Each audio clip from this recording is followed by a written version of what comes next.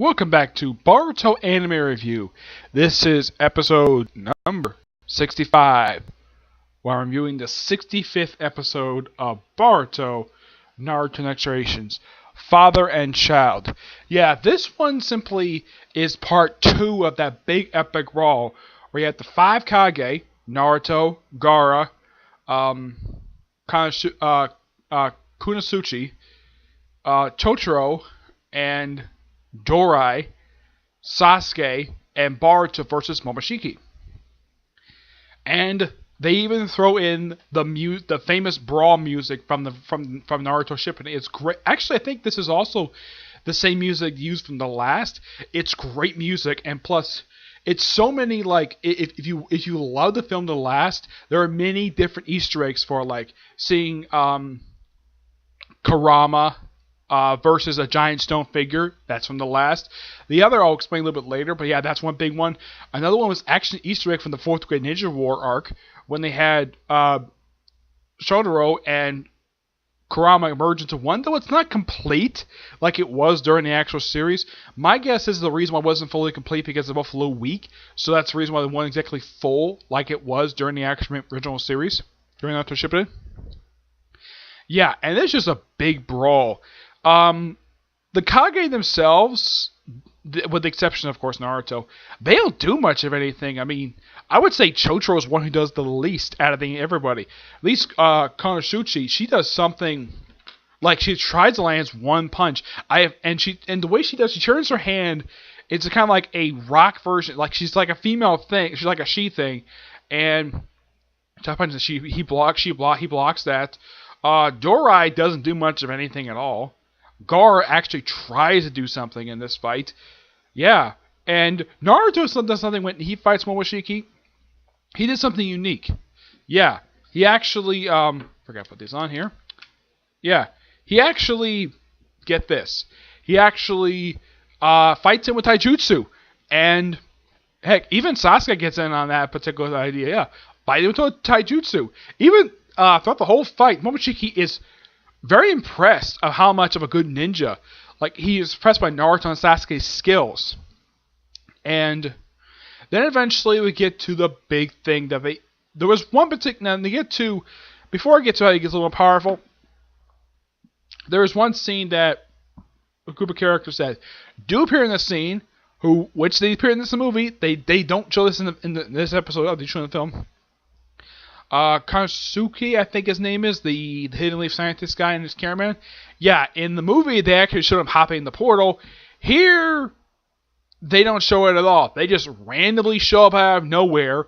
Yeah, in this episode, they do not bother to explain how in the world, how they even got there.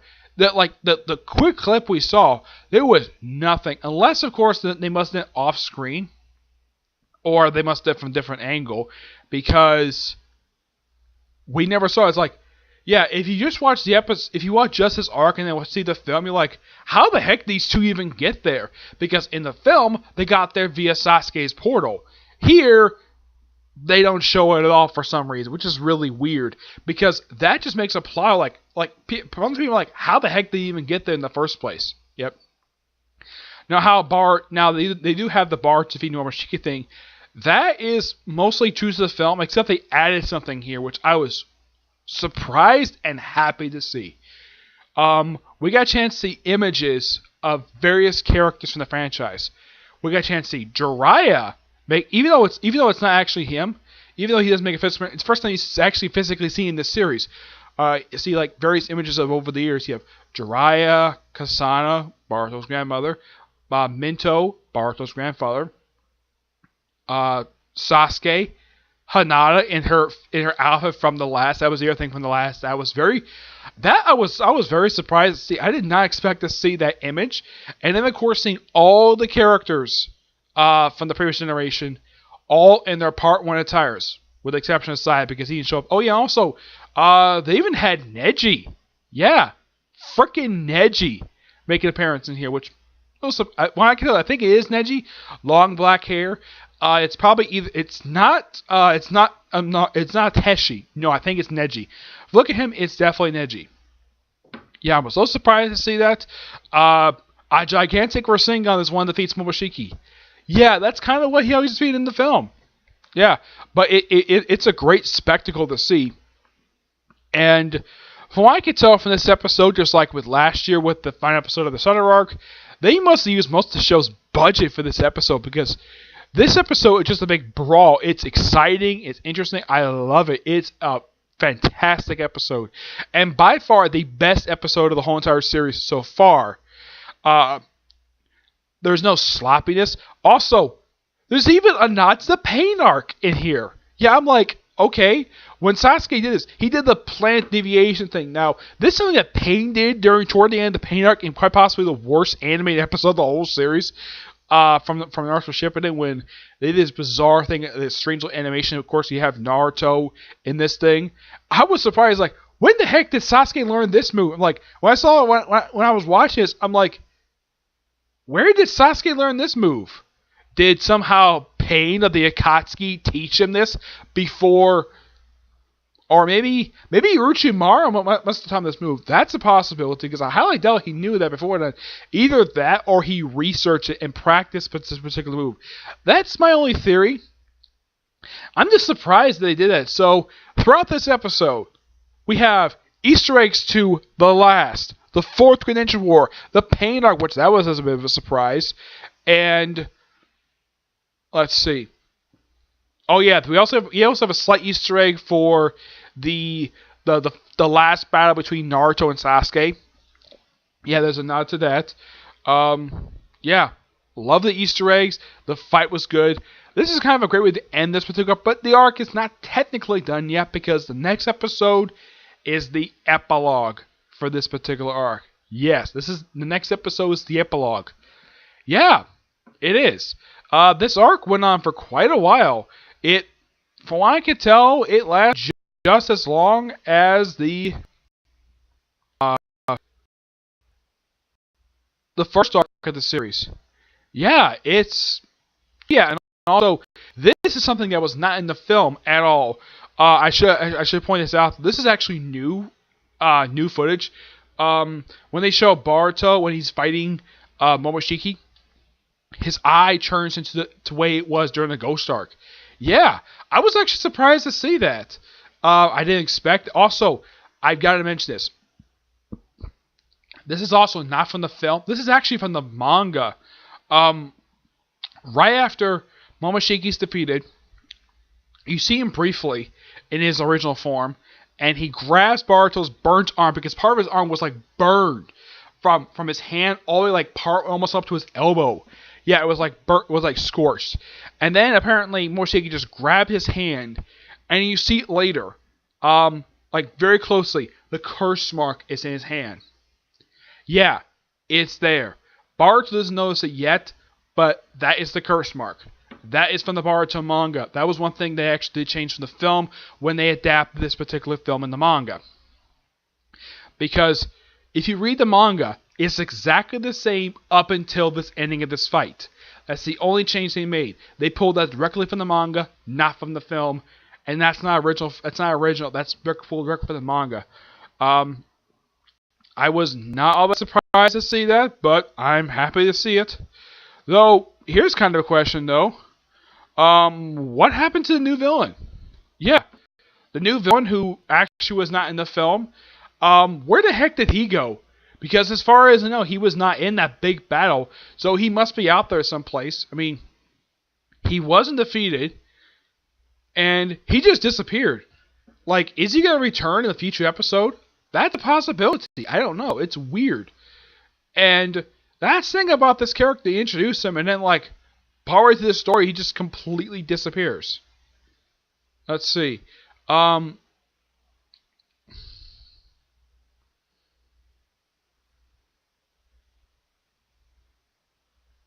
Okay, yeah. This arc has been going on since episode 52. Yes, 52. Back in April. So, this arc has been going on for right now for... Let's see. Actually, since 51, because 50 basically preludes this. So, this arc has been going on for 15 episodes. Yeah, this is pretty much like the same length or at least a little bit longer than the first arc of the series, which was the Ghost arc. hmm Yeah.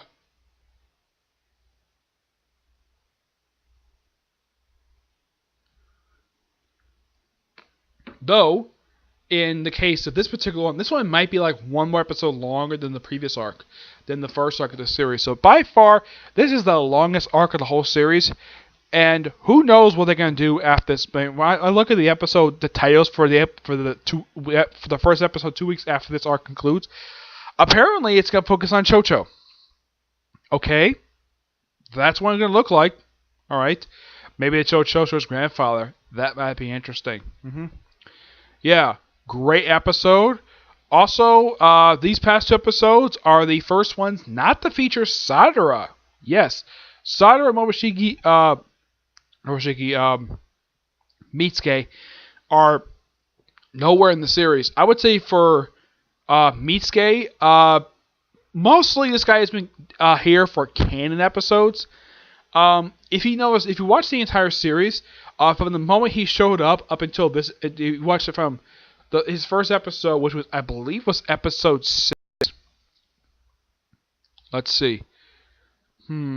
Yeah, it was episode 5. Yes, episode 5.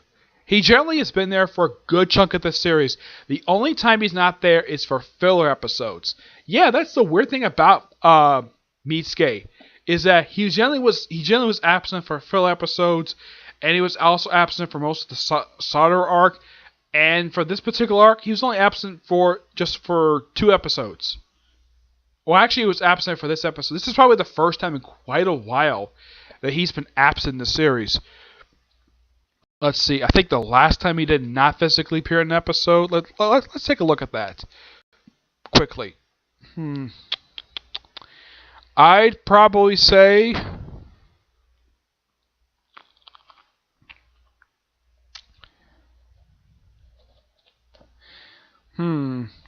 Let's see. I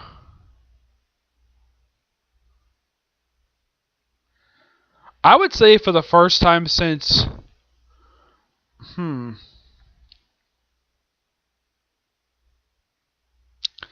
Yeah.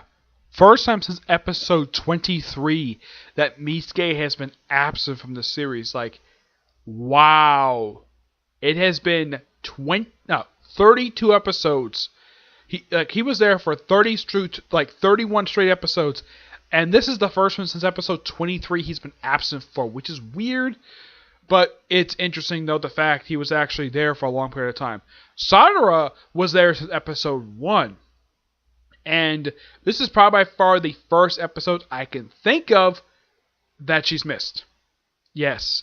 Because generally she's been there every single episode of the entire series. Like Boruto, they generally been there every single episode. They're probably like the only 2 characters who appear for pretty much majority of the series.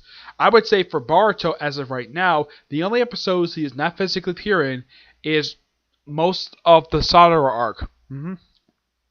Yeah. He's absent from episodes... Let's see. I think it's from episodes like 20 to about, I think it's like 22. Yeah. I mean, Boruto himself, despite being the title character of the whole entire series, he's only been absent for 3 episodes. Sadara has been absent for 1. Yep. Also, I've got to mention this before I close out this review. This episode has a new ending to it, where they don't have like Big Sab or stuff like building up like the other villain.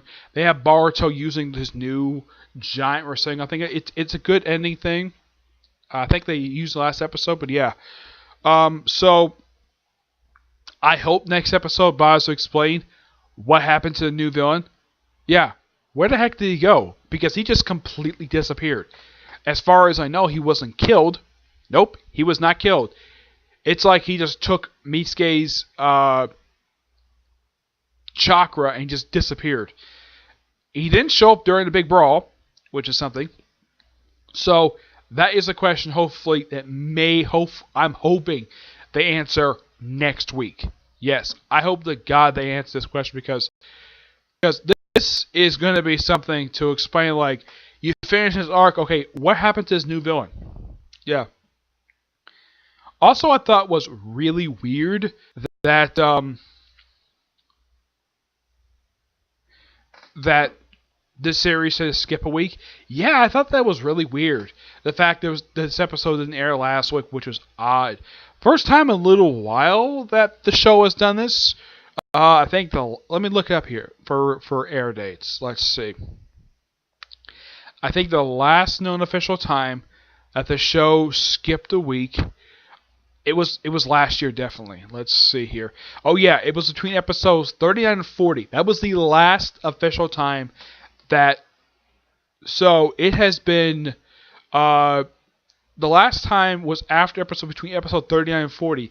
That was the last known official time that the series skipped week. So it's been 7 months since it's happened, and it's something though. Yeah, when I heard the article, I saw an article like, really? They skipped a week for this one? Okay, not even for Golden Week. They skipped episode, which was weird. hmm Yeah, they did not even skip episode for Golden Week.